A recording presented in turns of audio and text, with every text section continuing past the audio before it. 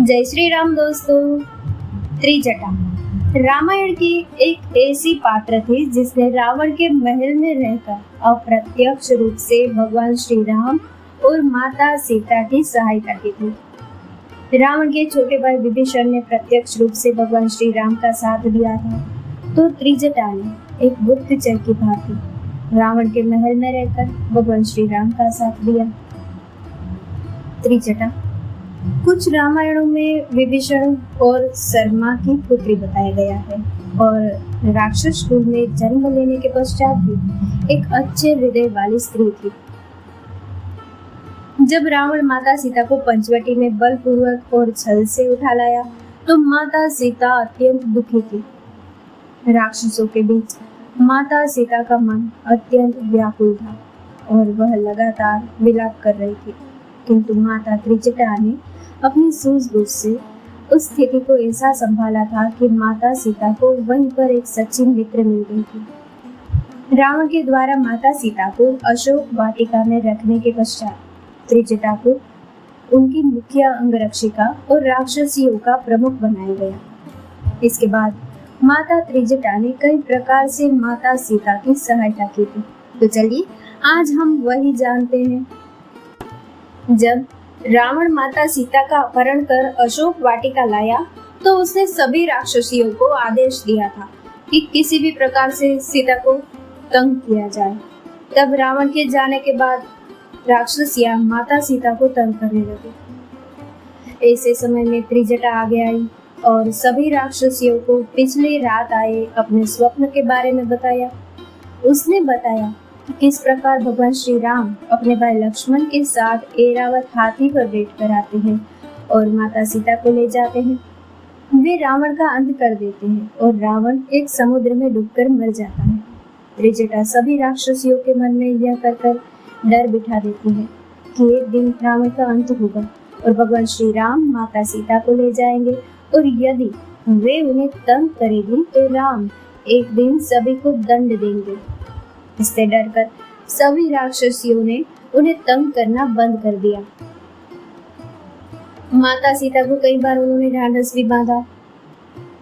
माता सीता अत्यंत दुख में थी और रावण के द्वारा उन पर लगातार दबाव बनाया जा रहा था। साथ ही उन्हें भगवान श्री राम और लक्ष्मण का कोई संदेश भी प्राप्त नहीं हुआ था और ना ही उन्हें आशा थी कि उन्हें ढूंढ निकाला जाएगा, क्योंकि रावण उन्हें समुद्र पार लेकर आया था।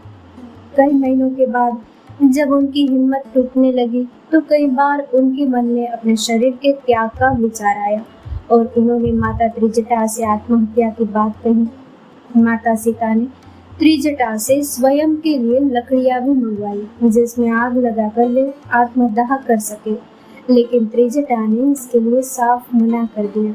वे लगातार उनकी हिम्मत बांधती थी और कहती थी कि एक दिन राम अवश्य आएंगे और उन्हें रावण के चंगुल से मुक्ति दिलाएंगे।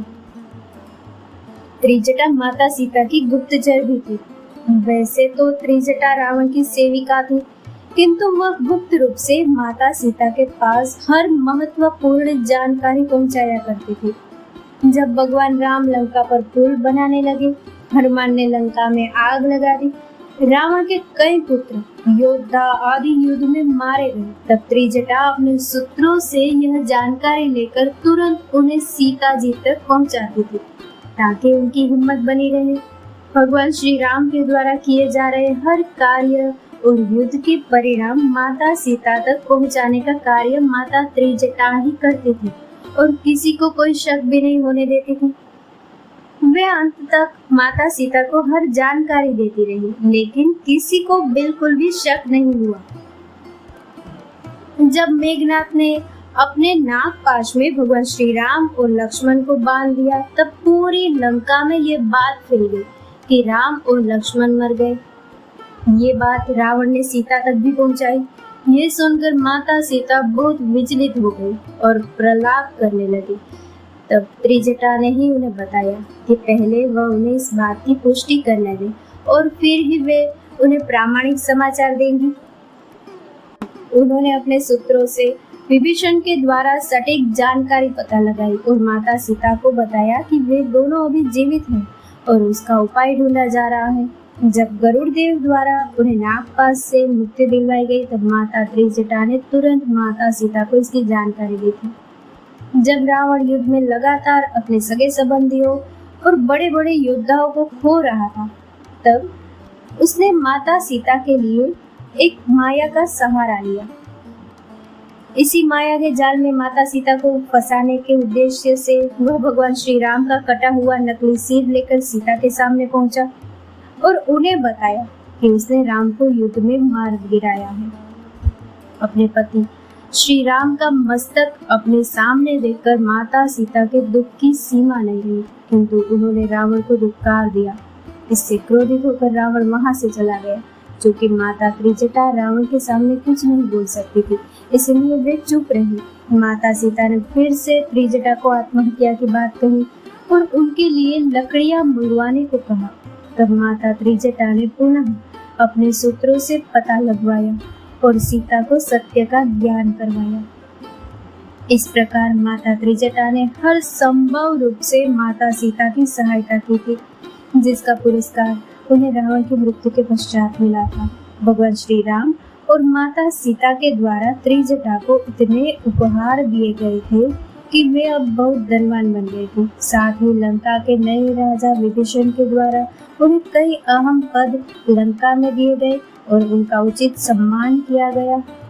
दोस्तों, इस कथा को लाइक, शेयर और हमारी चैनल को सब्सक्राइब करना ना भूलें। जय श्री राम।